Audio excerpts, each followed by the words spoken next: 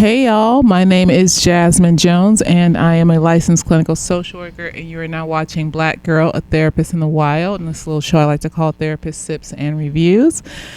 And today is a 90s rewind. We are reviewing the Inkwell from 1994, and we are sipping on Kahlua and Bailey's. Tastes like chocolate milk.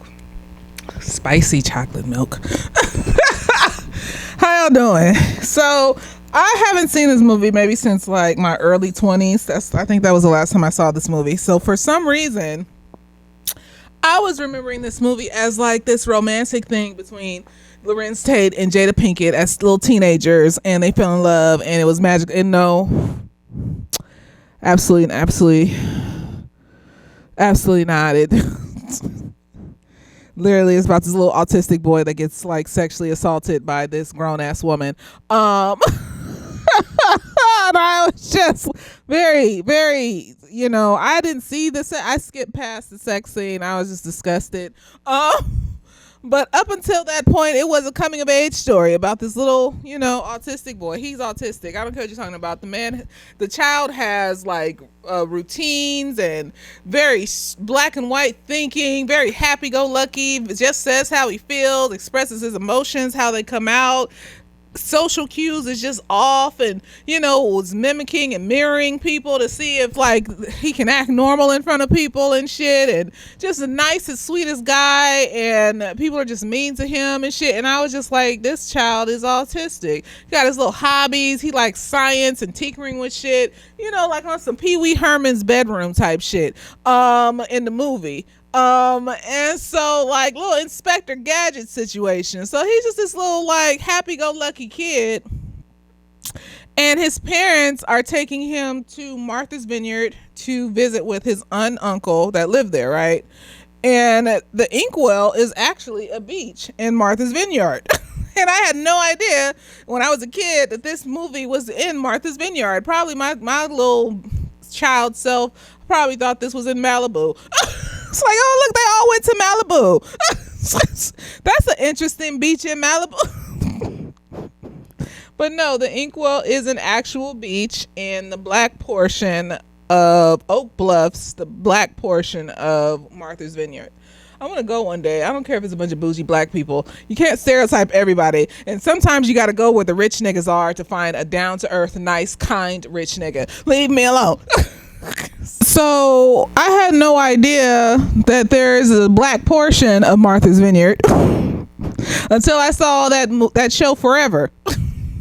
Now I'm learning that I did know because I saw the Inkwell when I was a kid, and was not aware that it was in Martha's Vineyard in Oak Bluffs at the Inkwell Beach. Look at learning so many things, relearning. So anyways, him and his parents are going to Martha's Vineyard for a couple weeks during summer vacation to visit with his aunt and uncle and his grandmother. And the reason why they're going for 2 weeks and going on this vacation is because at some point he tried to burn the house down, but come to find out later in the movie, he was doing a science experiment and he was trying to make rocket fuel. And no, social cues missing, a little common sense missing to know that like you're not supposed to do that at the house, and these are very dangerous chemicals to be putting together in the house of your in your house, wherever you were in the house. I'm imagining it was the kitchen. And so he almost burnt the house down. So now everybody thinks he's like a psychopath or something. And they had an arson investigator come out and all this other stuff. And so now his parents are scared for him. But his dad doesn't want him to see a therapist because his dad is a former Black Panther.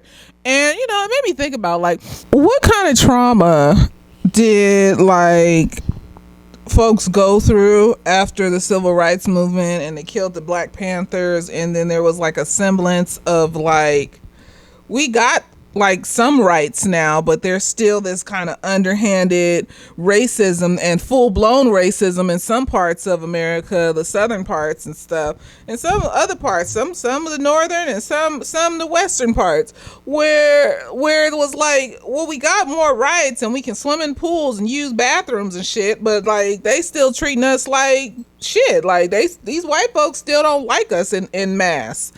And so, like, you have to deal with, yeah, I got rights, but every time I try to access my rights, take a step towards my right, I gotta fight. Here come another white person, I gotta fight in this microcosm, like trying to get a loan for the house or trying to get good grades in college, trying to get in college. And you just, now it's just shrunk down to these microcosm experiences with these random white folks that run things that make it hard for you to get shit. But like, you can still get the shit. It's just gonna be a longer process and a harder task to get it because racism. And so, like, to feel like you are a part of the world a little bit more and have more rights, but then also feel like you don't. So I feel like it's either gonna be like the dad that was like overly militant, to the point where it was hard for him to be open to like other ideologies in the world and how people live and how people show up in the world and things like that. Or you're going to be like the uncle who's Uncle Tom and a Republican and he just fell in line and was like, well, we got Oak Bluffs, and so, like, you know, we got our own little black area, so like, fuck all them other black people that ain't got shit, we got shit. And it's like, oh, we fought for it. So like, in this the uncle hates Malcolm X and is like, he was just a Harlem hoodlum. And I was just like, oh honey, what happened to you? What kind of trauma is that? What's going on? And so anyways, they go to this house in Inkwell, and it's the uncle, the aunt, the grandmother, and his cousin lives there, right? And I like his cousin. I like his cousin because his cousin just stays the same throughout the whole movie. His cousin just treats him pretty much normal. You know, like, this is my little weird cousin. Don't talk shit about him. And he takes him places with him. He doesn't leave him out of shit. I didn't like that the cousin and his dad were really like pressuring him to have sex. I found it to be normal in the cousin because teenagers are thinking about sex. So there are some behaviors here that are normal because it's coming from teenagers. And then there are behaviors here that are not normal because they're coming from adults that should know fucking better and do better and stuff. And so his dad thinking that his son isn't normal because he doesn't run the streets at night, because he's not out trying to fuck a bunch of bitches, and he likes to talk to he has this little doll that he talks to. I forgot about the doll. He calls him Iago. When I was a kid, you know, Aladdin had came out, and the only Iago I knew was the parrot from Aladdin. But apparently it's from Othello. And he likes one of his special interests is that he likes to read a lot of poetry and he'll hold on and memorize lines from poems and speak them to people as like a stem, like it'll just come out. And like he's autistic, like and they're telling him he's not normal. And I understand to a certain extent, because this is during a time where we weren't trying to send kids to therapy. So the fact that they even had him see a psychiatrist, and she was just so Afrocentric and just so welcoming and kind and stuff like that, was really good representation in a movie where a 16-year-old gets raped by some 30-year-old woman. Right. No, we're not going to leave that out. We're not going to be like, oh, it's such good representation. Like the you know what? Like the bitch's husband was cheating on her, and I just felt like, well, you raped a 16-year-old, honey. So like, I ain't even looking at your husband no more. Like, you deserve what the fuck you got, bitch. He should have cheated on you. You out here raping children and shit. Like, both of y'all motherfuckers is evil. You the most evilest. At least he doing it with consenting adults and shit, nigga. Like, no, because it pissed me off. No, because we sit up here and we complain that men don't love us and men don't da-da-da and men don't. But this is a part of why, though. Like, it's not the complete part. Like, it's not like, oh, you know, like it's black women's fault or some shit. It's not that. I'm not saying that. So don't come out here and be like, see, it is like, no, it's no.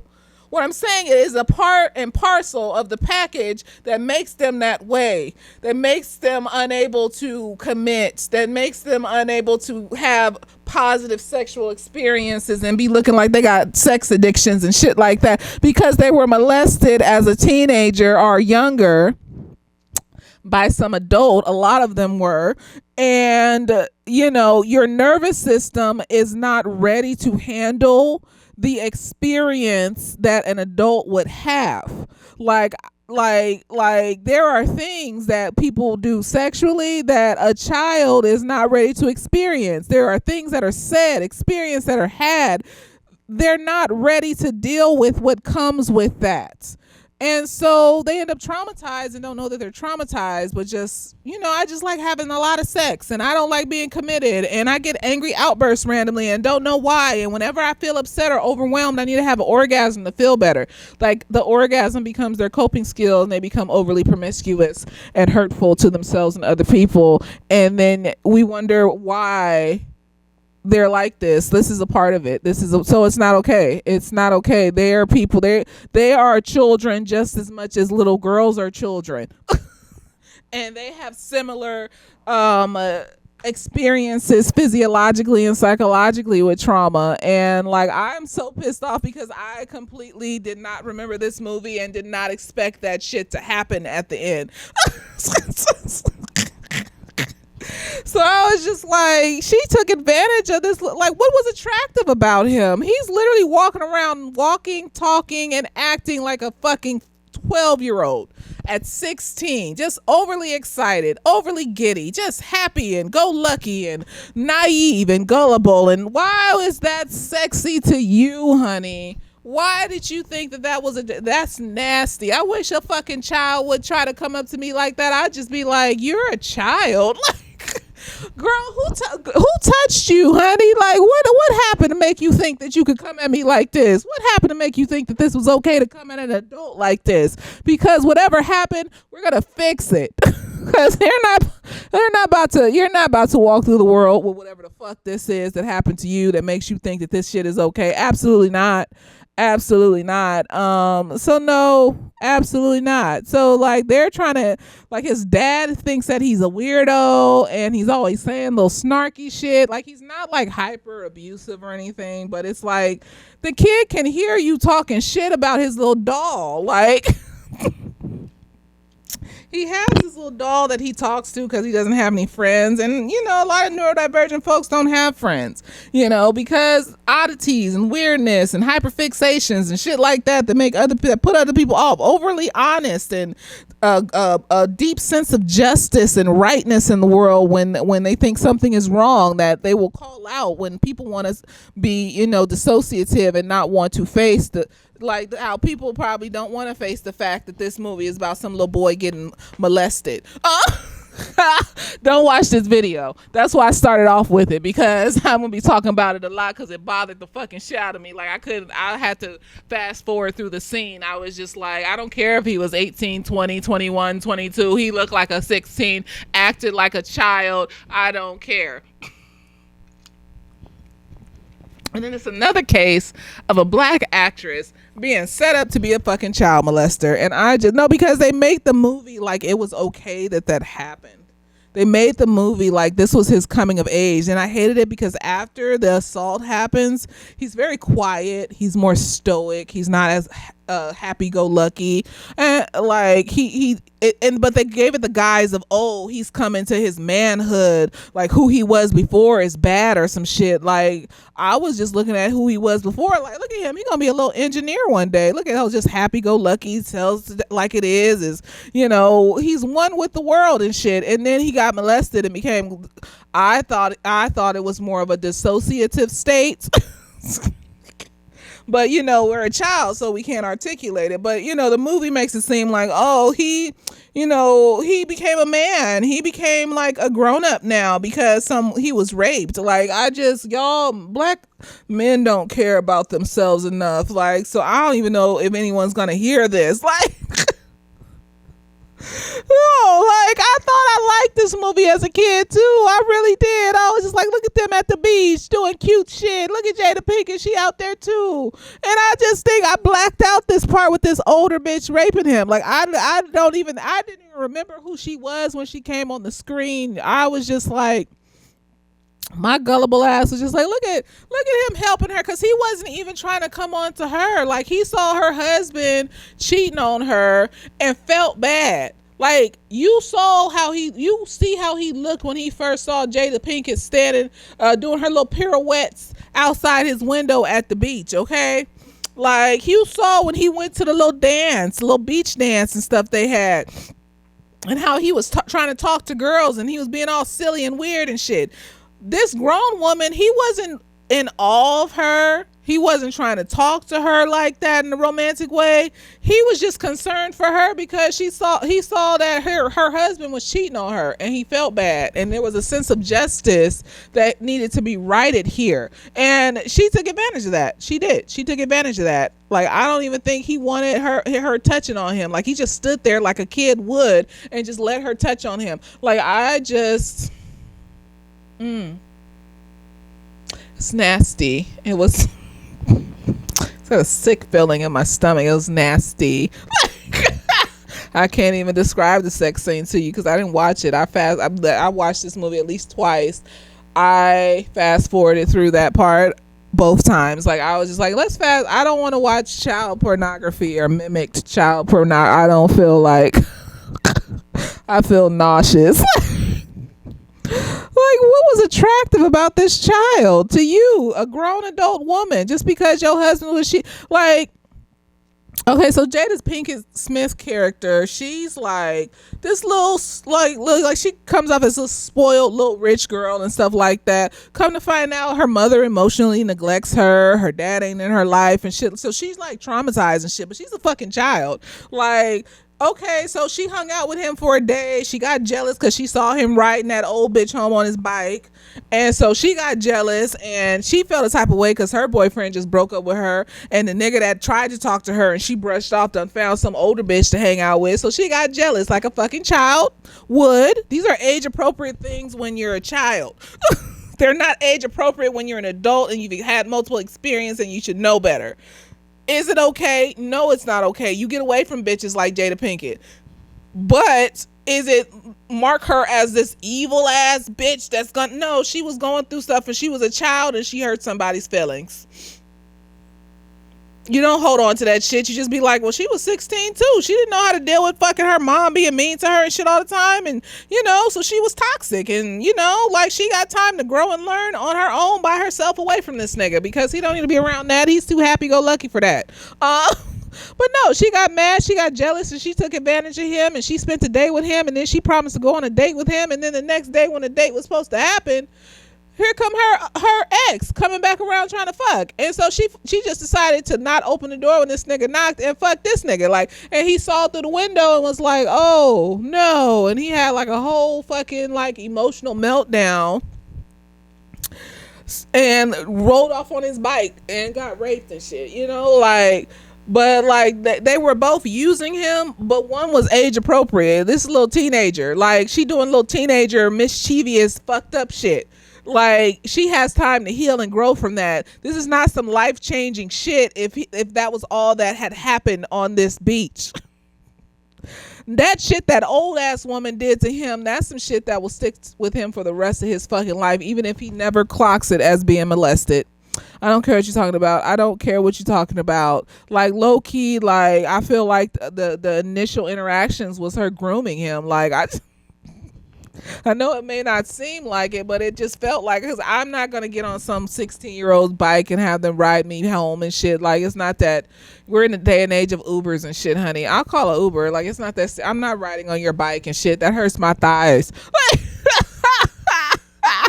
I'm not having long, arguing conversations with no fucking 16-year-old talking about, oh, I don't know nobody your age that likes jazz. Like, honey, he's autistic, so he knows a lot of shit because he's curious about the world, and his dad listens to jazz music. It's not that hard. Is that what you thought that made him an adult? Like, because he likes jazz music and shit. Nigga, I was listening to the Temptations when I was fucking 5 because that was what was playing in the house. James Brown, the Temptations, Mahalia Jackson and shit. That didn't make me no motherfucking adult at 5. That was just what the music that was playing in the house, love. Like, what is you...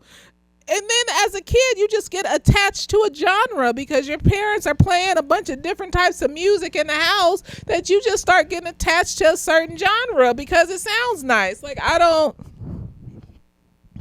being able to listen to jazz did not make him an adult.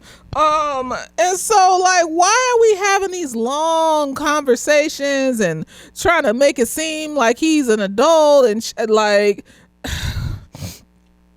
I didn't like it. I just ill. Anyway, so like he sees Jada, like they at the house, right? He runs into his cousin. He said his cousin's nice, like it's age appropriate. Like he just, all his brain is on his sex, and he wants to get his cousin to have sex and sex because they're boys, they're little 15, 16-year-old boys, and that's what they be thinking about. The dad though is over here just upsettingly throwing it at him like, you need to be a man and you need to do this and you need to, nigga, you is barely a man, sitting up here having these little childish arguments with this nigga, with this woman's brother or brother-in-law and shit, nigga. Like, you the one over here letting this nigga get to you like this. You knew what it was when you got here. And so I wouldn't even engage with that motherfucker in his little funky ass argument. Got President Nixon standing on his wall like that nigga didn't get arrested for some shit. Girl, get out of my face. Not arrested, he got impeached. They didn't impeach this motherfucker. They're not gonna do that. If they were, they would have already done it. Like, you know, they would have done it when the insurrection happened on January 6th. It would have made it so that nigga could never be president again. But did they do it? No, absolutely not. Absolutely not. They didn't do that shit. Because they don't care. So anyways, like he sees Jada on the beach doing her little pirouettes and shit, and he's just fixated now because she looks like some fairy creature on the beach doing pirouettes. So he's created a fantasy about her in his head. And so like he goes down to the beach try to find her, and his cousin gets him, and he's like, no, like our parents are looking for us and da da da da da. So they all on the beach chilling and whatever, and like his aunt and uncle start trying to ask questions about like the little fire setting incident and trying to make him seem like he's a fucking psychopath and shit. He was just doing an experiment because he likes to tinker with shit. Like he doesn't like fire. He's not an arsonist or some shit. Like you would see other behavioral issues if that were the case, but these people, they're nosy and they don't give a fuck, and they're bougie. They're very bougie. They're one of those, you know, like, we got the money, so like as long as we got money, fuck everybody else. Like everybody else, they could get it like we could. They're just hoodlums and shit. Like, no, nigga, it's very hard to climb the ladder. I was telling a client about this the other day. I really think we need to differentiate between access and privilege, because privilege, like, I really differentiated it when I saw the Charlie Sheen documentary, and I saw that Live Nation gave this motherfucking white man tours so he could just tour around America ranting and raving while on crack. So it was literally a crackhead on the stage, and they were paying him money to be on the stage and mumble and rant and rave about nothing because he's a white man. Like Britney Spears was over here cutting her hair off and acting all sorts of ways, and they was calling her outright insane. They was giving these nigger tours to speak while he was on crack. And so that's privilege. That's privilege when you literally don't have to do anything. Like, people just give you shit because you're white.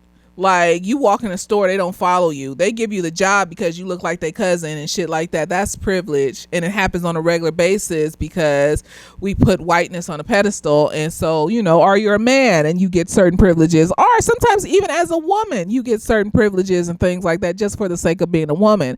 Access is you did actually work to get to where you are. Like, I have access to things that I didn't have access to in my 20s because I sacrificed a good chunk of my mental health to get through college and get a job and get my hours and get my license and do the things that I needed to do. Like, were those things handed to me? Absolutely not. I sacrificed a lot of my mental health, because when we say access, that means that you could do it too. You could do it too if you have the mental stability and you can fight through white supremacy to do it. Not everybody can. Not everybody has the strength of mind to fight that fight, ignore all that shit that white people are saying or doing or throwing at you, and figure it out so that you can get to a place where you can afford peace, because white people made the world so that you have to afford peace. You can't just have peace. And I hope that one day that we don't have to fight for peace and we could just have peace without having to sacrifice our mental health to potentially have peace. But no, because when you call it privilege, that means that you've already in your mind said that I can't have this. Now, I can't be white, so I can't have some of the things that white people have, but are be seen in some of the ways that white people can be seen. But I can work my ass off and sacrifice a little bit of my mental health doing it in order to get the access to do certain things that I want to do. And so that means you can do it too. You have to ask yourself, is it worth the sacrifice to have access to stuff? Versus, oh, you just have privilege because you can do. No, like, that's not privilege. Like, I didn't walk in the door and they just handed me a fucking degree and shit. Like, they didn't. I'm not a white person that could just basically fail my way through college and they will just hand me a motherfucking degree. That's privilege.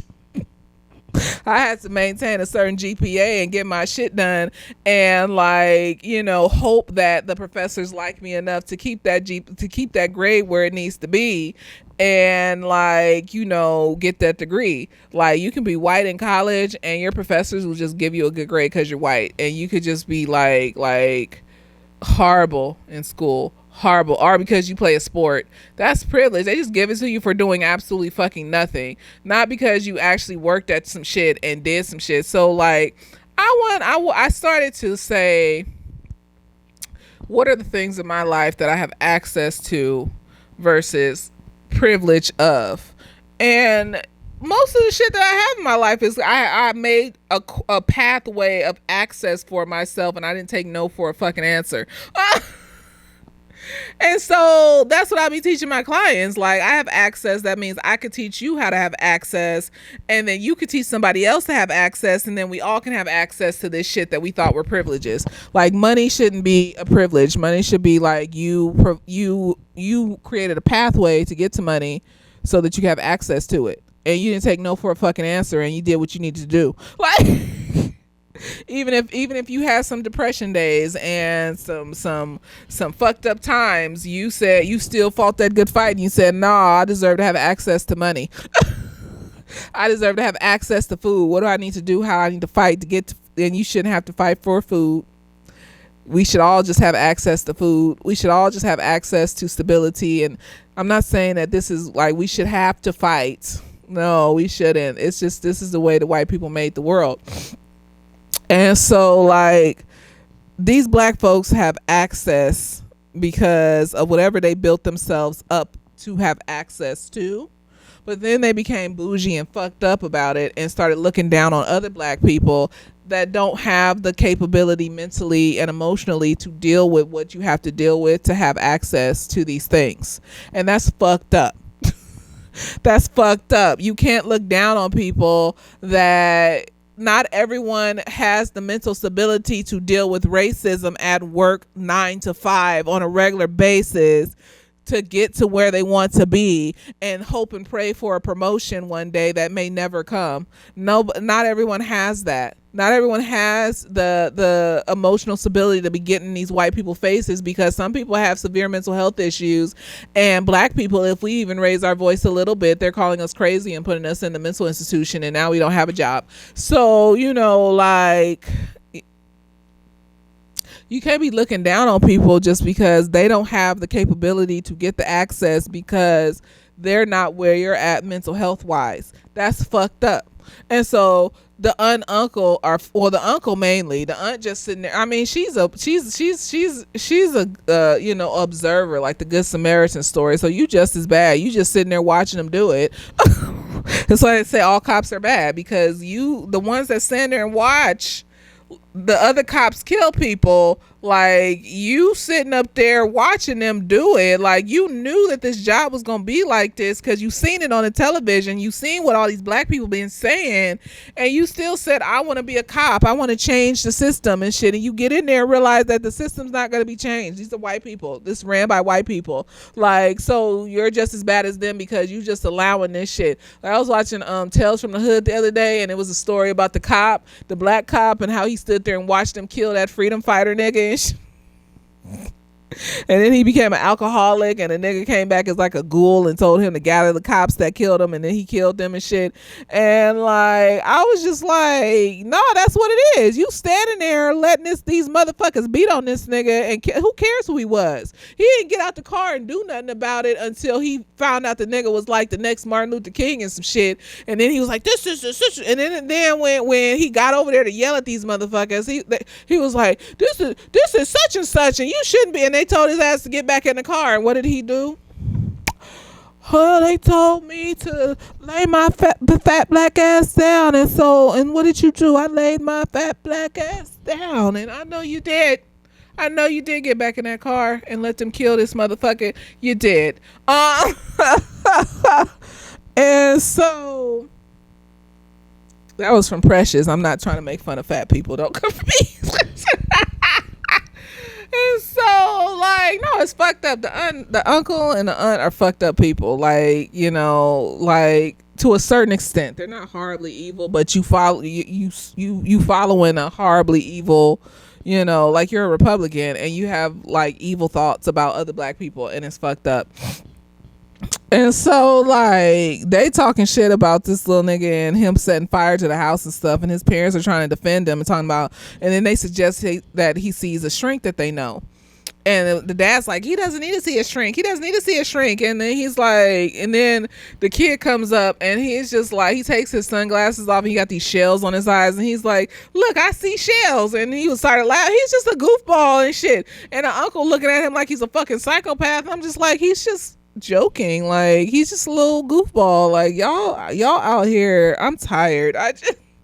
His mom seems to get him though. Like, she recognizes that bringing him here, like, she was like, I know you don't like changes and stuff like that. So she kind of gets that there's something going on, and she kind of caters to it a little bit and tries to be understanding. But she also still tries to break him out of his shell, which is nice, you know, without like being an asshole about it. And so later that night, the dad and the uncle get into some like argument about Malcolm X and how he was a hoodlum and how dad is militant and all this other shit. And so they just keep getting into these random arguments back and forth about this shit because, you know, like, the uncle's an Uncle Tom and the dad is a little bit too militant to see that his son is fine. And so the dad walks out and he's walking down the beach, and the mom comes up to him and is like, you need to chill out. Like, what the fuck is wrong with you and shit? And he's just like, you know, these bougie ass such and such. And she's just like, well, you know, like, the world is different now, honey. Like, you gotta calm down. Like, you ain't gotta be so militant and shit.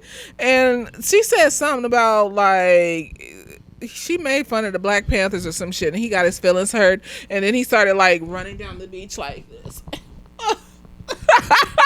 And she's like, I'm not chasing after you. And then he starts running faster. And I'm like, you dramatic little bitch. Okay, whatever, honey. The Black Panthers meant a lot to him. And that's why I wonder, like, the folks that got caught up in that wave of, like, things are supposed to be, like, we're supposed to be free, but, like, these white people are still side-eyeing me and making me feel, like, restless inside.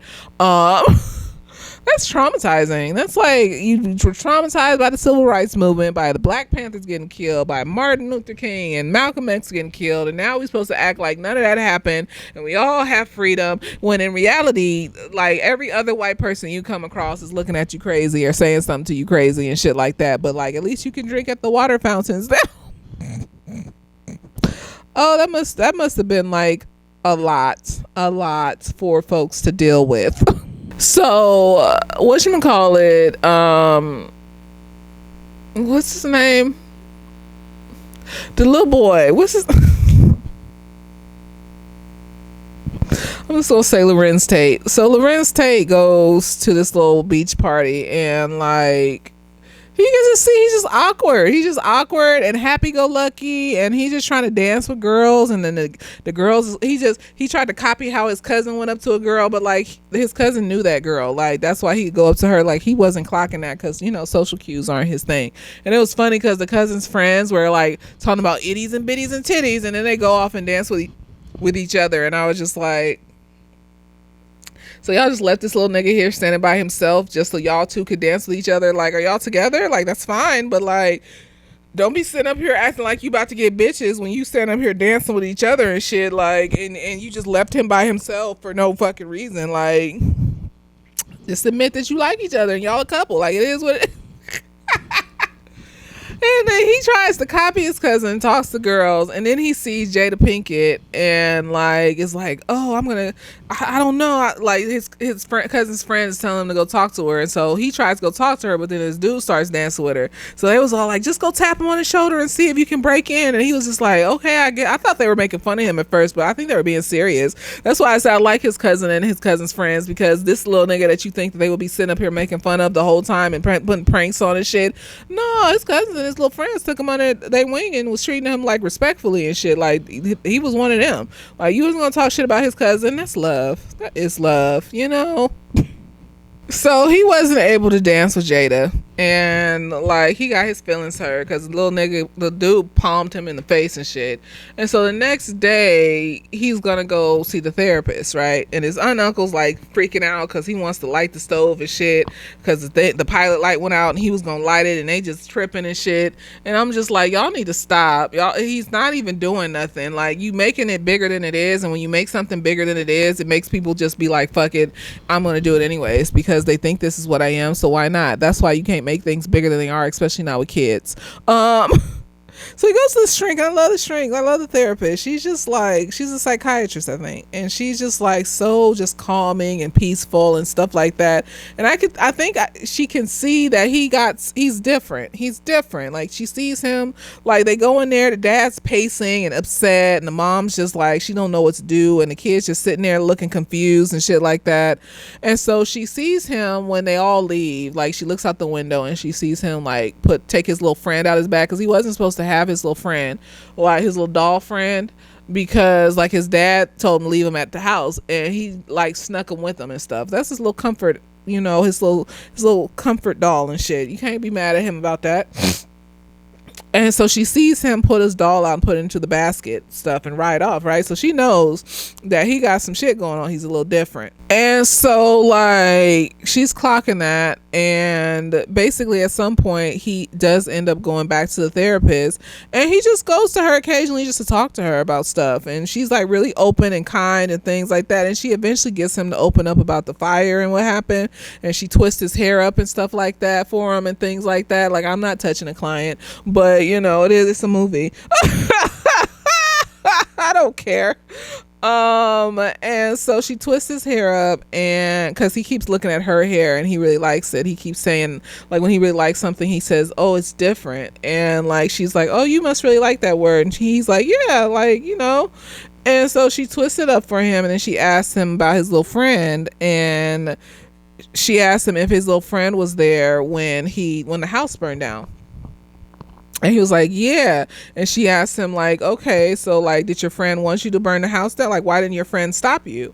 And he was like, well, he was in on it too, because, you know, we were in on the experiment together. And that's when he explains that he was just having an experiment, and you know, he was trying to make rocket fuel, and he burned the house down. Like, he set the house caught on fire, and he didn't do it on purpose. Why would he try to burn his own house down? So then she realizes, I really think she realized that there's nothing wrong with this kid. He's just a little bit different. He might be autistic or some shit. And you know, she talks to him about like, he just needs to be himself, and people will accept him eventually if he's just himself, and he just, you know, takes that with him to his heart and stuff like that. Before that happens though, like, he's with his cousin at the tennis course, and this is where we meet the pedophile. I don't care what you're talking about. So the pedophile and her husband, Morris Chestnut, is playing the cheater. The pedophile and the cheater are playing tennis with his parents, and like, the ball goes off to the side, so she goes to get the ball and stuff like that, and like, he gets it for her and helps her and shit, and she's all like, oh, thank you, la, la, la. And I'm just like, ew, disgusting, nasty, gross. Because now all the scenes that I see them in together, I'm just like, was she grooming him? I feel like in my spirit she was grooming him. It feels like it. And so like, he just goes off from there, like, and just has a regular day. Like, he goes off with his cousin to the beach, and then this is when he finally talks to Jada Pinkett, and like, she's laying on the beach and stuff like that. So he goes up to her, and he just stands there and stares, you know, kind of creepy, weird. And she's just looking at him like, what the fuck are you looking at? Like, and he says something about her being the mechanical ballerina or some shit because she was doing the pirouettes, and then he tries to show her what she could do to make her pirouettes better. And I'm just like, we're trying to start conversations, but social cues are off, and so you think this is her special interest, so you think that you can start. I feel like I saw myself in this. Now I don't do shit like that. Like, I stop myself from doing shit like that, like just talking about what I think someone's special interest is and being too happy-go-lucky in front of people that aren't happy-go-lucky and shit, because my brain literally will think like even flirting, I'll just be like, why aren't you as happy to flirt with me as I'm happy to flirt with you? Like, you should be. Like, that was the issue with me dating all the time. Like, I just can't process why you're not as happy to date me as I am to date you. Like, I don't understand. I'm amazing, and obviously if I think you're amazing, you should be so happy about that. Like, so no, God's just gonna let that nigga walk up to me and talk to me. I'm not gonna, no. So anyways, like, she tells him to get the fuck on because he just keeps staring at her and shit. And so, like, he stares at her a little bit longer, then he gets the fuck on, and then, you know, he's doing little hijinks and shit over the summer. Like, they go to a nude beach and shit. Now, as soon as I heard nude beach, I was just like, oh, it's gonna be a bunch of naked, old, wrinkly, red, splotchy white people. It's gonna be And the thing is too, while he's talking to Jada, like, her ex walks by with this other girl, and she's just staring at them, staring them down while this thing is talking to her. But he, you know, social cues, you know, at least she's still talking to me, so that means she still wants, you know, she still enjoys having my attention and stuff and things like that, you know, social cues issues. Like, she's literally staring this other nigga down while he's trying to talk to her, but he just keeps trying, like a little happy-go-lucky puppy. He's just like a little golden retriever. He's so precious. And I hated that, like, these bitches were taking advantage of him, but I wasn't mad at this little teenager. I was just like, I was mad at that grown-ass bitch. Like, why would you, you know, with some healthy reinforcement and shit, he would have got over that little teenager and shit. With some healthy therapy and love and support, he would have got over that teenager. Like, rape, you don't just get over being raped.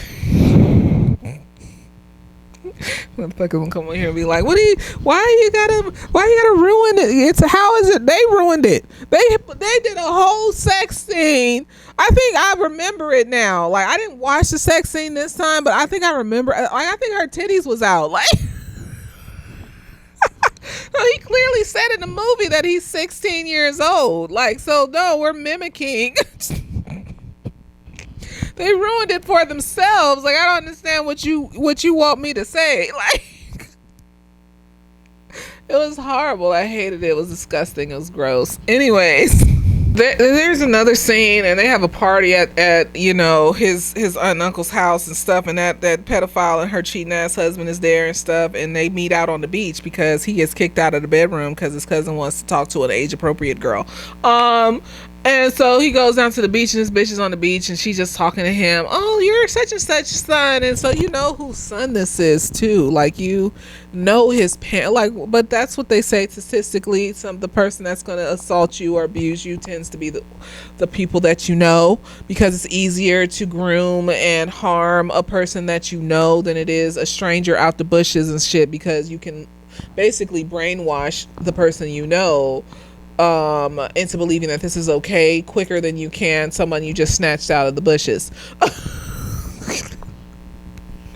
anyways, they end up going to this nude beach. I thought it was so funny because I was just like, it's gonna be a bunch of naked white people there, and it's gonna be so fucking gross. White people have taken over the nudism markets.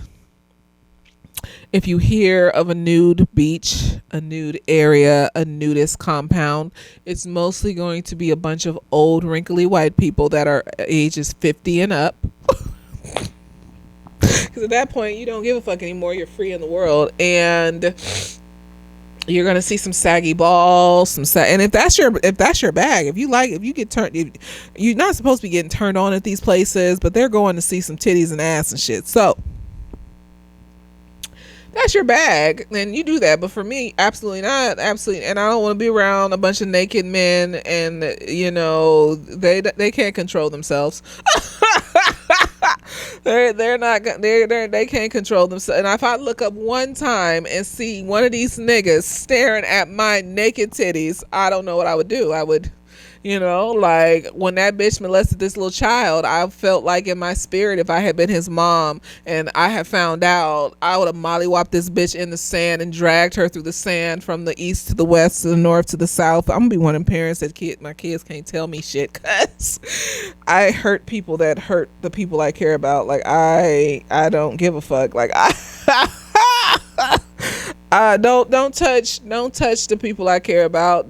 Why are you touching? What are you doing? Like I would have cut this bitch head off. Like and so, like absolutely not. Absolutely fuck not. So if I look up one time and see one of them white motherfucking niggas staring at my titties and I'm outside naked and shit, I'll hurt somebody. I will. I just would feel so uncomfortable, and I would just, so it's best for me not to go to any nudist environment with naked niggas. Like if it's a bunch of women, like I go to the Korean spa all the time, they leave you alone, they don't bother you, they don't be looking at you like that, it's fine. Like apparently, according to my gay clients, no matter what Korean spa it is, on the men's side, they be walking around trolling for niggas and shit, walking around boners full out, just full on hard on, staring niggas dead in the face, like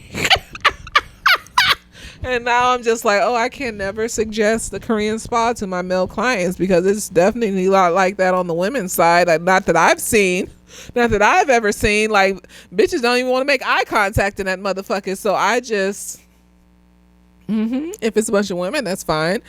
But anyways, so after the whole nudist situation, he goes back to the therapist. It's when he gets his hair twisted and tells her about the fire. Oh God. Yes, I gotta have the juice. The alcohol be fucking with my stomach. I don't know what it's doing. Excuse me, I'm old and raggedy and shit,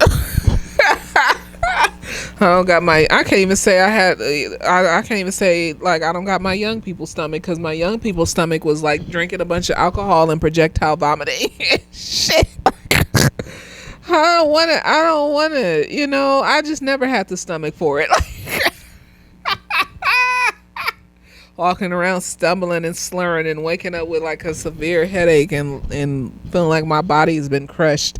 Absolutely not. I don't like alcohol. It's not my friend. And at some point, like he like is in the town and sees the molester bitch standing on the corner, and he picks her up and gives her a ride home and some shit. And then like she talking to him about jazz music, and he's talking about I listened to jazz more when I was younger. And then her husband walks in, Morris Chestnut with no shirt on and young, and it was magnificent. Let's remove him from the movie real quick and just admire the youthful glow of this nice looking chocolate man with when he had hair and it was nice and it was wavy and he had a little part, and like he's a real person, and so I can admire the beauty of this real person. It's magical. Good for him. His wife is a lucky woman. Good for her. I hope he never ever has cheated on her in the name of Jesus. No, like I can admire a beautiful nigga, like, but like if you married or taken, like I just pray that, because no, niggas don't. They're very impulsive and emotional, and a lot of them lack self-awareness, and so when they look like that, they're treated how they look from like birth almost and shit. So especially by women will be fawning over these niggas. Like I've seen women fawn over 7-year-olds and shit because he's so handsome, he's so cute, he's so studly, and I'm just like, he's fucking 7. The fuck is wrong with y'all? Like, and it's fucking weird and shit. And so they're treated how they look from a young age, and a lot of them, the really really handsome ones, it's when you're treated like that by society, everywhere you turn, it's hard for you to develop a personality outside of your looks. It's really hard for you to develop a personality like you don't know who you are a lot of the times outside of how you look. And so like that's how you move through the world, and then that's why they have existential crisis and sex addictions and shit like that later on in life, and they have commitment issues because they don't know themselves a lot of the time. That's why it's hard to find a handsome husband. And I love beauty. I need you to be cute at least for the first decade. Like, you need to stay fine, and then I can grow into you getting like fat or like, wrinkly and shit. Because now like, I love you now. It don't matter. But I need you to look like a fucking supermodel for at least the first 10 years. At the very least, give me 10 years of you looking like a supermodel and fulfilling every fantasy I ever had in my life. Because I just get off on beautiful looking niggas and shit. But it's like, the beautiful ones always be the most stunted ones because they don't be having personalities outside of their looks and shit. So that's why when I see a beautiful nigga and they're taken, I just be like, oh, he's so pretty. But then at the same time, I would just give a little prayer. I hope he's never cheated on his partner ever in life, in the name of Jesus. Because it's rare that a black woman gets a nigga that looks like that, because his wife is black. And they also are kind and they don't cheat and they don't do fucked up shit. So, it's very rare. It's very rare. And I hope that she has a unicorn. I hope she has a beautiful, magical Pegasus. Good for her. Good for her. So anyways,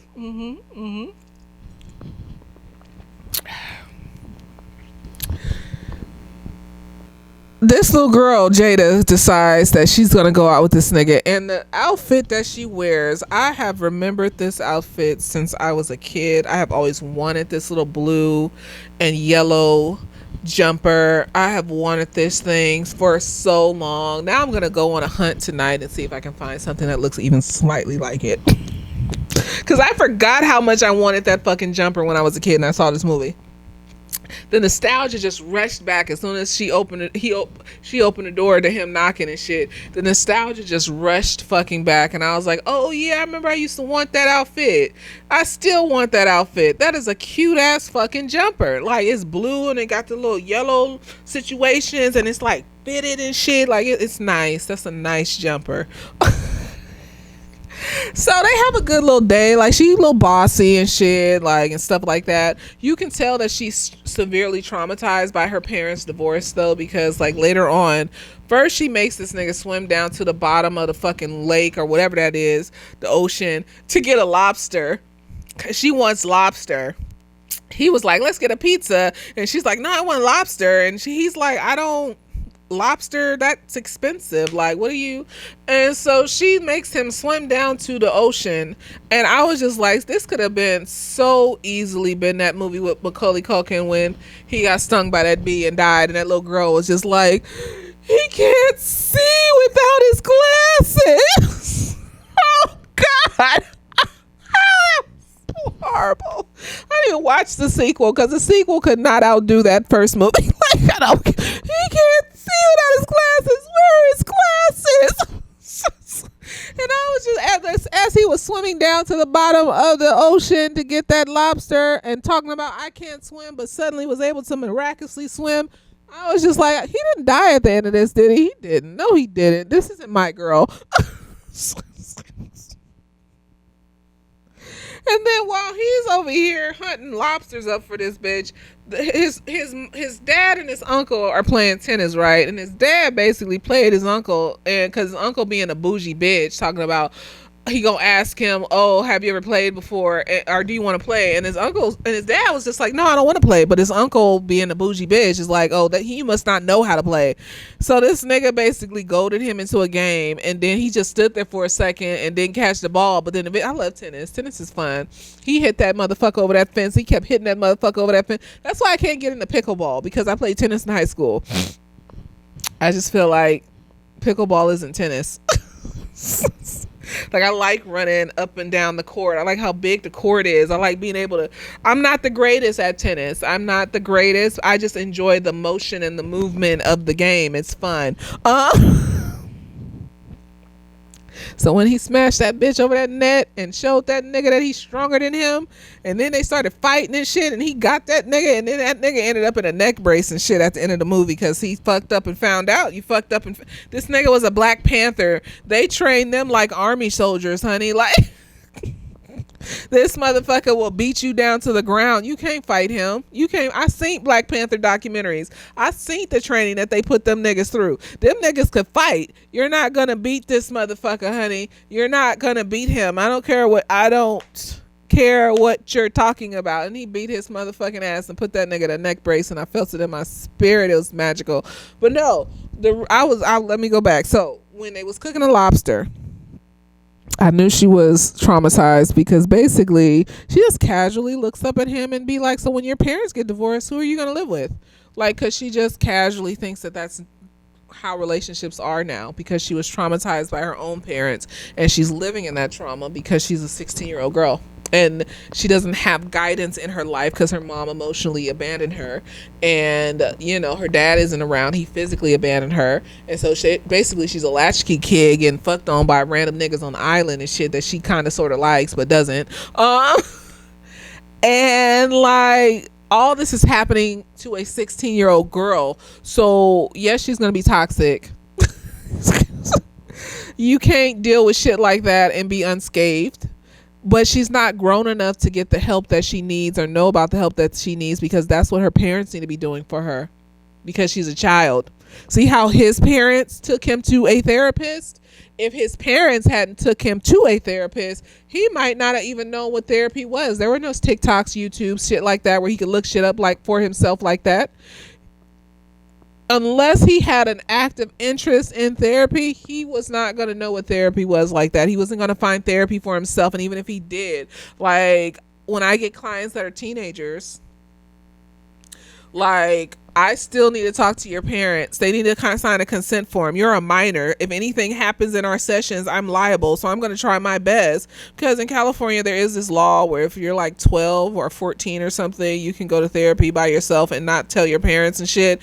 But it makes it very precarious for the therapist if anything happens in that situation that, you know, you're liable for, that you could still get sued. Your shit could get fucked up because you was doing this with a minor and his parents didn't know. So absolutely not. And just because, like, why don't your parents, like, if, like, I would only consider doing that if the kid was in like an abusive situation and like they needed support or some shit.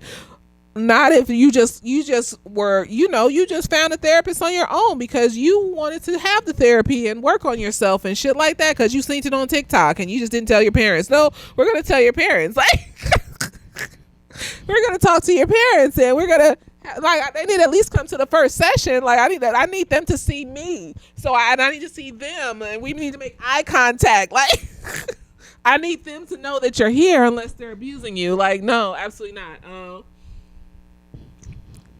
We be putting these large emotions on kids and expecting them to perform in ways that even adults don't be performing on a consistent basis.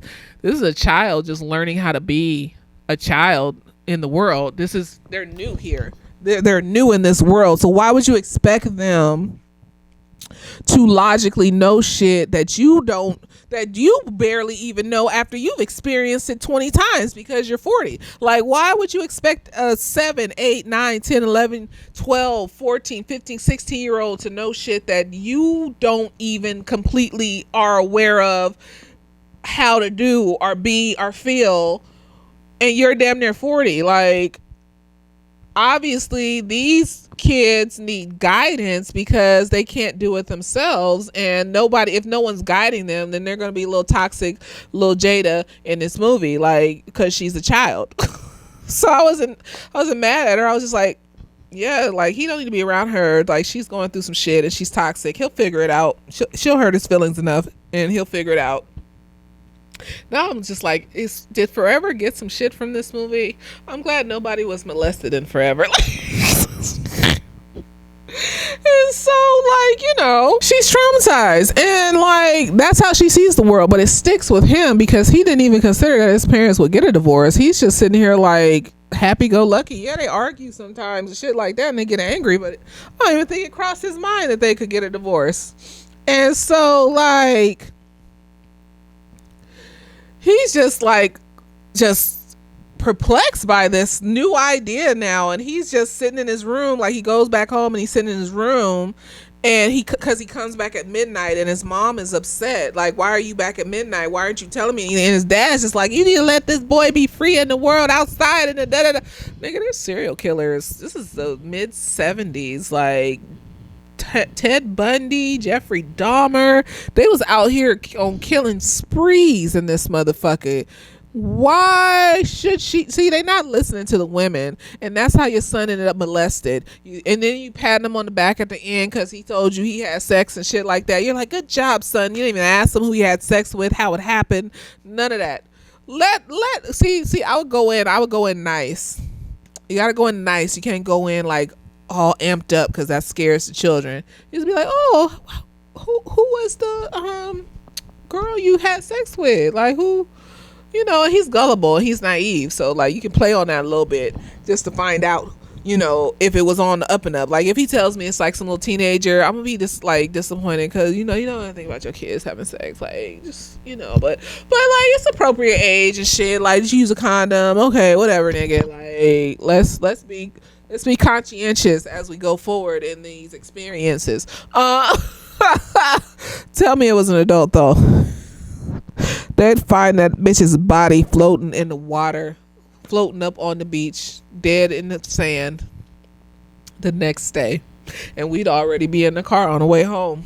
See it on the news. The woman was killed in Martha's Vineyard. And what happened? Wow. Oh my gosh, that's insanity.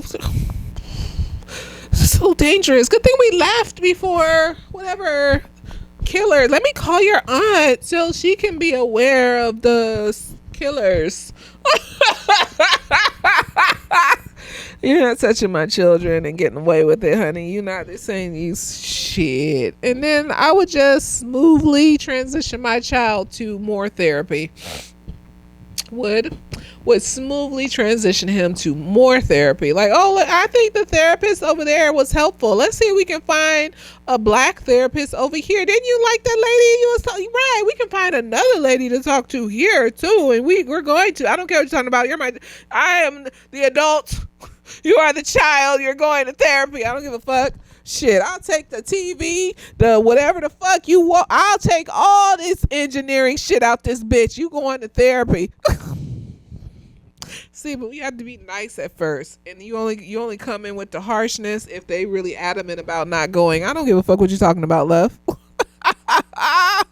There's few things I would force my child to do. Therapy is one of those few things. I don't give a fuck if I deem that you are acting weird and unsettling. I'm going to find somebody for you to talk to about it. If you ain't gonna, even if you are talking to me, I'm still gonna find somebody else for you to talk to about it that is unbiased and will help guide you through it, because depending on the day, my mood, and what you tell me, I might have to go kill another bitch. Like touching my motherfucking child, traumatizing my motherfucking baby, you bitch made ass. It's disgusting. Ew. During all this, because I wanted to bring this up too, the grandmother is like really weird. Like when the mom comes with, Lorenz and the dad and stuff like that, she like is saying these little snarks. So she's one of the moms that like, like the Asians be having. They be saying like little snark, like you're fat. Why haven't you eaten? Like it ain't even I think it's just people of color, because I've heard like Caribbeans say that shit about their mamas, and like some African Americans, some people from some countries in Africa say the same things too. I know I hear this a lot from Asian folks from different countries in Asia. They be saying the same shit. Their parents be like really like either they gonna be insulting you and talking about your life choices and your weight and shit like that, and that's how they love on you. It's like everything everywhere all at once. Or they gonna be saying you not eating enough and trying to fatten you up and shit. It's like where it's the balance. And so it's kind of what the mom is like. She keeps calling her husband the Black Panther and shit like that. She got a little funky ass attitude. At some point though, the mom and like the grandmother are able to make up in this weird black folk way where we just start treating each other better and then she told her that she loved her and shit like that without actually making any changes, like, or not without making changes, but without actually verbally saying what you did that was wrong and why you're making the changes. We're just gonna like, you want some food, you want to go You want to go for a walk? What do you want? You want them new shoes? And even the like uncle and the dad made up at some point, but they actually apologized to each other and like said the words and shit like that, which is cool. Like, I think that when you're in a culture that is traumatized and finds it hard to articulate conflict, it's okay to articulate it in the way that you need to based on the times that you're in. So there's no therapy around to help people learn how to communicate properly and take proper accountability. So this was the best they could do as far as taking accountability. Yes, he went to the therapist, but that's very rare. That's just the 70s. That was very rare that a psychiatrist, that black folks would be sending their kids to a psychiatrist, or that the psychiatrist will be black. Like, And so, like, in that situation, I saw that as okay. Now, if it was in this time period where we got TikTok, Instagram, we can look up therapy, look up mental health issues and shit. That's not an excuse. You need to take accountability for your actions and your behaviors and figure your shit out, because you can easily see, you can find a video that explains why it's important to take accountability for your actions and how you can impact others and be self-aware of that shit, right? So I had to give it to him. But this is something that we have to work on, because we can't keep doing that. We have to actually take accountability now. We can't just have these quiet forgivenesses and just start treating each other better. Like, we have to actually take accountability now, because what happens is we extend that to the weird ass uncles and the child molesters and the child abusers in our family, and we include that in the silent forgiveness, and they get to come to the cookout. We just tell the kids not to go and sit on their lap because they're weird. Like, why would you even have them here? Why? Why would you even have them here? Like, you know what? I'm tired. I don't. So anyways, he's in the little town center the next day, and he sees the cheater walking around cheating and shit. So he goes to the woman's house, and he's going to try to tell her, but he gets an emotional blockage and he can't get the words out right. But he really wants to tell her. He really wants her to know. So what he does instead is he does some Dennis the Menace shit to this nigga's car and closes his door, and then puts firecrackers in this motherfucker's car, right? And like, the dude breaks through the roof because it's a convertible, so he breaks through the cloth roof, and like the firecrackers go off, and he runs in the house, right?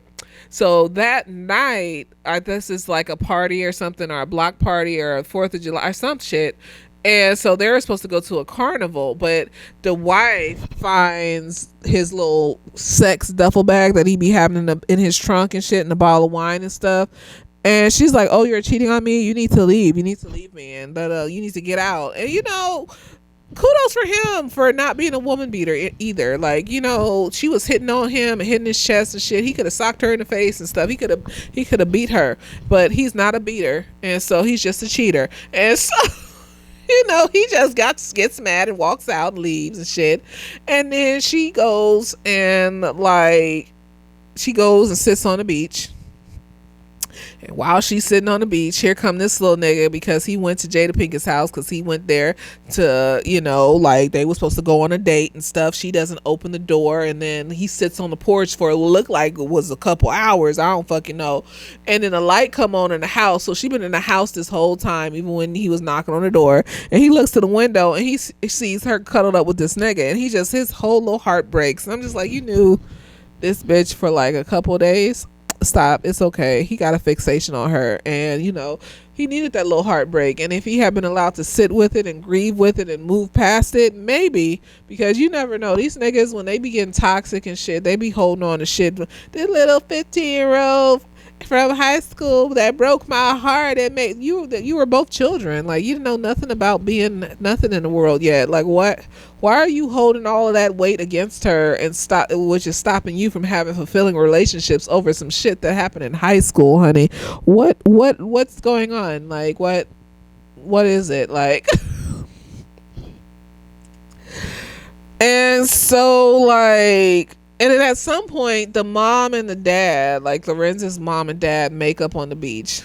and they reaffirm their love, and she's talking about like, oh well, things are different now than when we first met. Like the world isn't as chaotic, it's more undercover and shit. Like it's not as chaotic, we don't have to band together as much.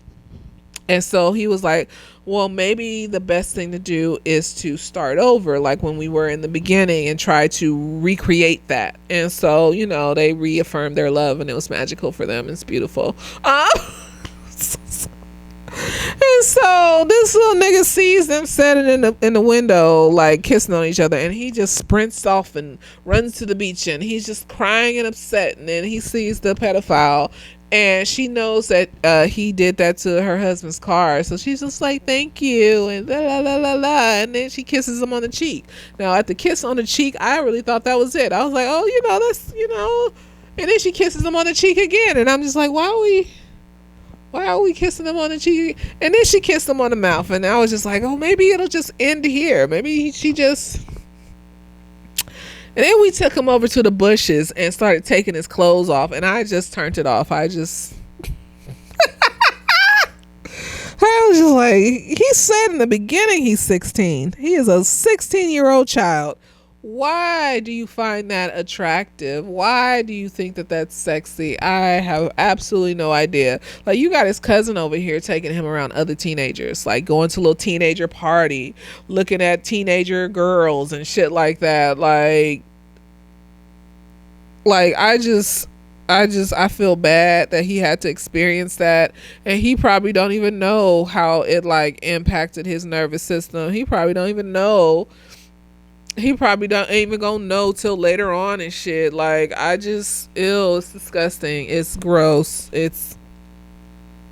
The children are out here being hurt and ain't nobody doing shit about it, and it pisses me off.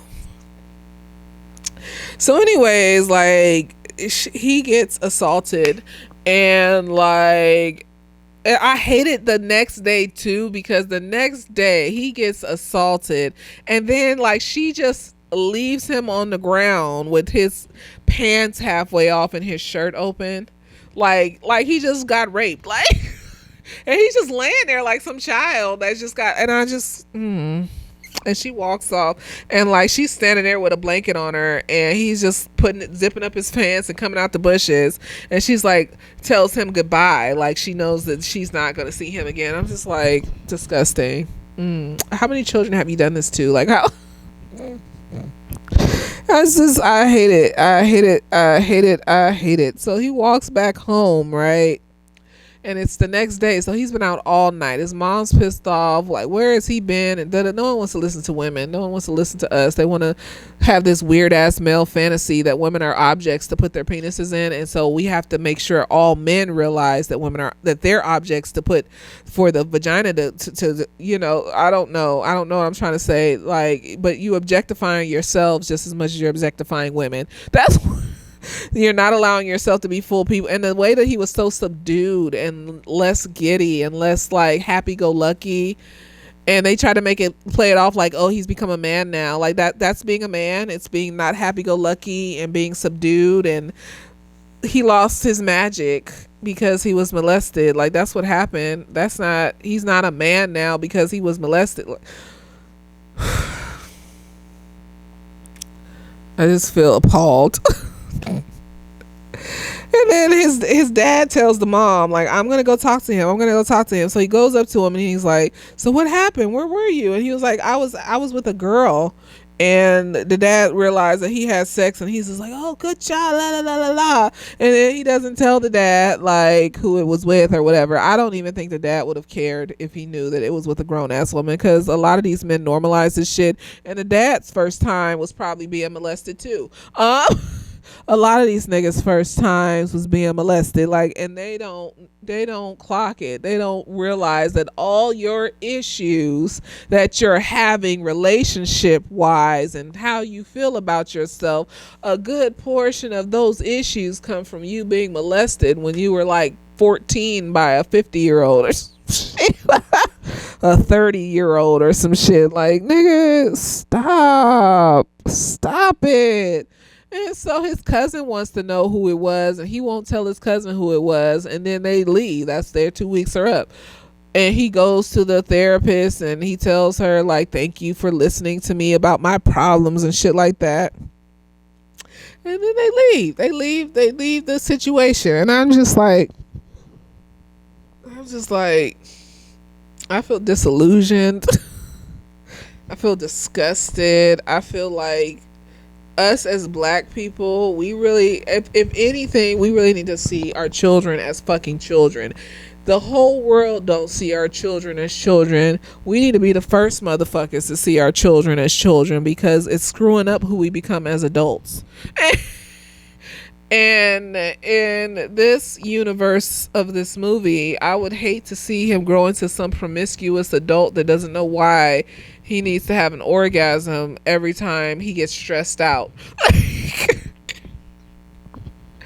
I just feel like, nah, man, like you can't. And then you put it at the end of the movie, so if you ain't seen it in a long time and you don't remember that, it's like you just sitting up here like, oh, look at this little happy-go-lucky autistic kid living his life, making trains and machineries and shit. Like, go Gadget, Inspector Gadget and shit, nigga. Like, look at this is amazing and shit. And come to find out, like, all of that is gonna be stripped away from him. He's gonna lose his happy-go-luckiness and because they think it's childish. That nigga would have used that shit to become the next the nigga that made Apple and shit, nigga. Like he still can, but it's like some of his innocence was stripped away from him. And it shouldn't be stripped away like that all in one go. It should be over time, where little things happen and you learn to work through them, and little things happen and then a big thing happens because somebody dies, but because you work through all this little shit, it makes it easier to work through this bigger shit that of somebody dying and shit in your life.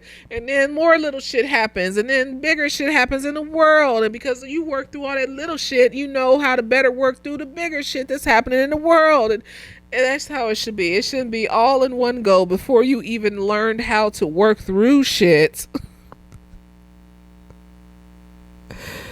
Here come this humongous ass trauma that's on your shoulders that you have to deal with. So if you've been assaulted as a child, and children are from 0 to 18, I don't care what you're talking about, and even past that, you still you're young minded, so you don't need to be dating a 30 something 40 something in your early 20s. You don't need to be, you're still young. That's your first time being an adult. They've been an adult for at least 2 or 3 decades.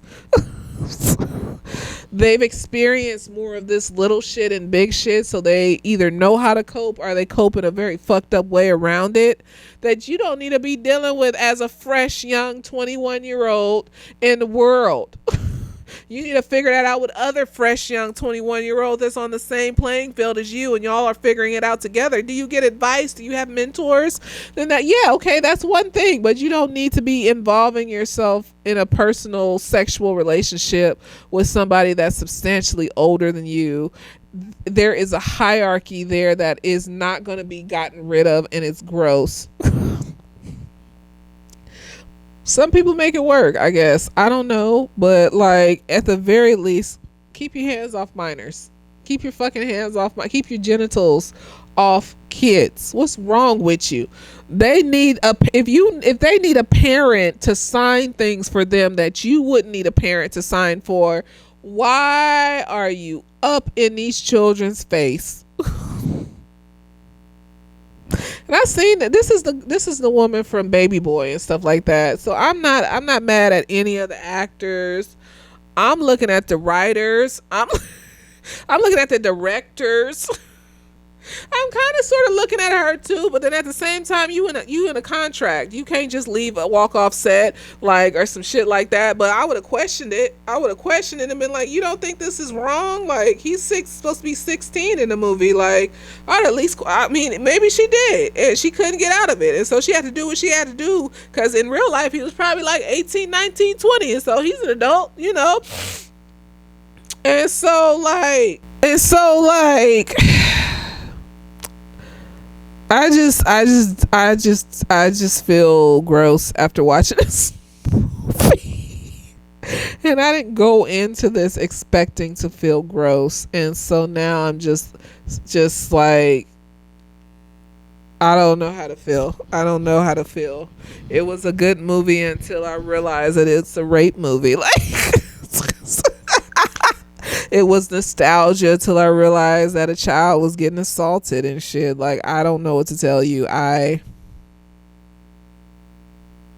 He said he was 16. The bitch is obviously like late 20s, early 30s, some shit like that. Absolutely not. Absolutely. I don't care if the bitch is like 21. I cannot fathom myself at 21 being interested in a 16-year-old. I wasn't interested in 20-year-olds at 21. I could not fathom it.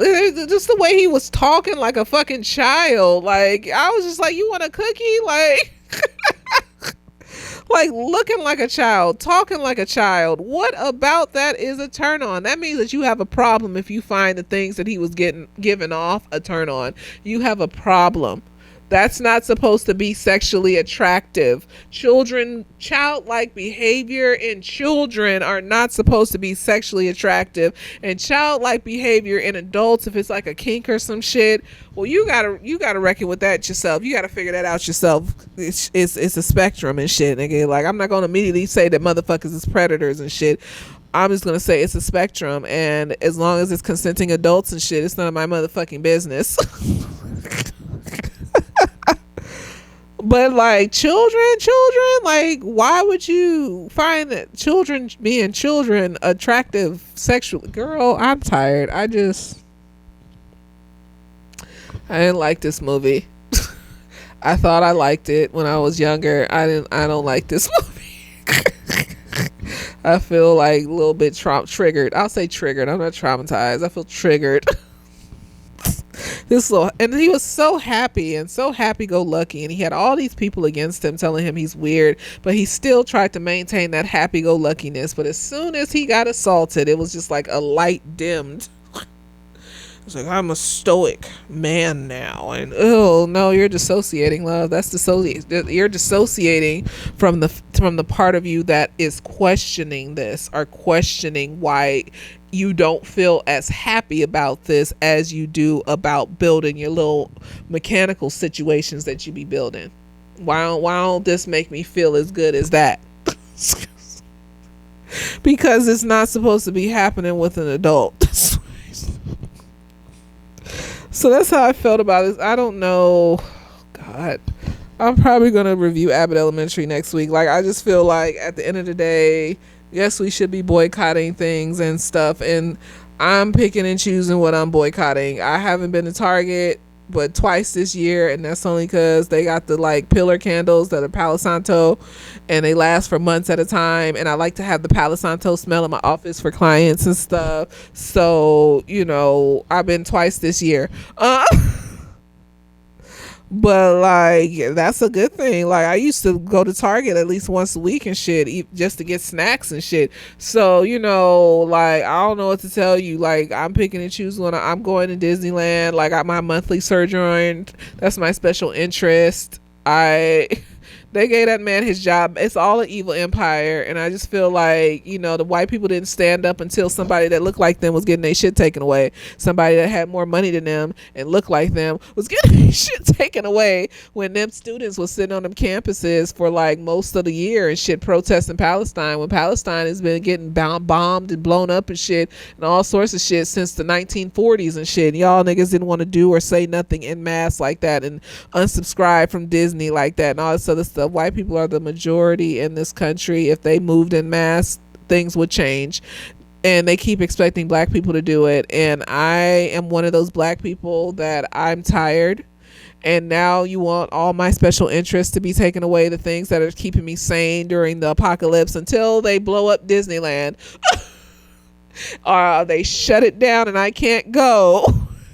I'm going to go once a month. And I told you in many Abbott Elementary videos that is my special interest, my calming show.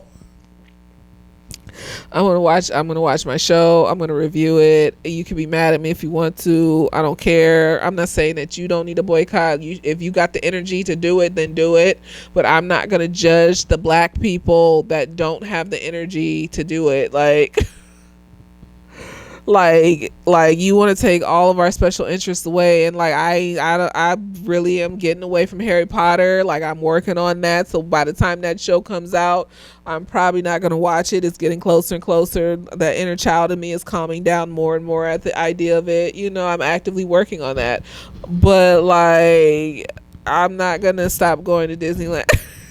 I am like a semi Disney adult. Like I'm not like hella into all of it. I just like being there and feeling like I'm on a little mini vacation in Fantasyland for a day away from all this shit. Like that's all I want. And so like I'm gonna do Abbott Elementary next week. The first episode of the season. If you mad at me, I don't know what to tell you. At least I'm being honest about it. Like I'm not saying we shouldn't boycott. I'm saying there are certain things that I'm not gonna boycott, and I'm tired, and I'm just gonna be who I am. And I hope you boycott if you have the energy for it. Like if you have the energy for it, go ahead, go and do it. I hope you march. I hope you protest. I hope you, the ones that have the energy to do it, and do it hard, and do it fast, and do it consistently until they see that we're people. But they never gonna see that we're people. We need to build Wakanda and be able to leave here. Like we can see that they don't see that we're people because these white folks didn't move until they own people was in trouble. I don't have it for you. I don't have it for you. I'm tired. So next week is going to be the first episode of Abbott Elementary, and I hope you enjoy it. I hope you like it. And I don't know what else to tell you. This is probably going to be the last season. Like Kenta was talking about on some interview that she wants her, employees. Basically, she produced, write the show, co-workers, I don't know what she called them, to have the freedom to expand and do other things with their art and stuff like that, which is valid. Like I get it and stuff, and it's valid. I wonder if they could do a thing where it's just like, okay, like you get new teachers. You get new black teachers for another 5 seasons, and you just keep rotating teachers and shit. It'll be like Star Trek. Shut up, bitch. No, because they took Insecure and shit, nigga. Like, and I saw Issa Rae talking about she only wanted her thing to last for 5 seasons too, and I'm just like, oh god. No, I know it's tiring. It's tiring because you bear the brunt of being like the different black show on television, and like the one where like black people aren't stereotyped and we can like be a bunch of different things, can be all the things, and you bear the burden of that. It becomes a burden after a while because there's nothing else like that on television really that a mass of people, even white people, watch. And it's a heavy burden to bear and shit. And so I can understand it, but it's gonna hurt my feelings just like it hurt my feelings when they ended Insecure. But it's just starting to feel like there can only be one show because the white people will only let you have one show. And at some point I'm gonna do the second season of Gen V. I think I'm gonna wait till they post all the show episodes, and then I'm gonna do the second season of Gen V just like I did the first season, and just do it all in one lump. And I'll probably do that next year for Interview with a Vampire, and wait till they post all the episodes and then just do it in one lump, because I can't do multiple single episode shows in one go. It's exhausting. I'm not doing that. So you're just gonna have to wait for Gen V. That's gonna come around once the second season is done. But yeah, I'm gonna watch, and I'm gonna review, and if you want to watch. If you don't have to. I'm just doing this so I can talk about my special interest ad nauseum. I had to realize that too. Like, see, when you're self-aware, you start realizing why you do shit even more. So I want to be able to talk about my special interest ad nauseum for however long I want to, without being criticized or bothered for it or looked at like I'm crazy. So that's a part of why I do this. So if people watch, they watch. If they don't, they don't. Like, I don't know what to tell you. My special interest is cinema and psychology, and so like I just in history. Yes, I love a good history, because it ties it all together. Like, and then you see the psychology within the history. It's all together. It's all together. Like, it's all connected. And then you see how the psychology and the history is put into the movies, and it's all connected. Yep. So, let me know what you thought about this review. Don't watch the Inkwell unless you want to be traumatized. Like, I just no, and the way he was acting so innocent, like he was acting like a fucking 12-year-old. What was sexy about that? Oh God. I feel so triggered right now. I want to go watch something that's not triggering. Anyways, let me know what you thought of this episode, this show. Like, share, subscribe, and later days.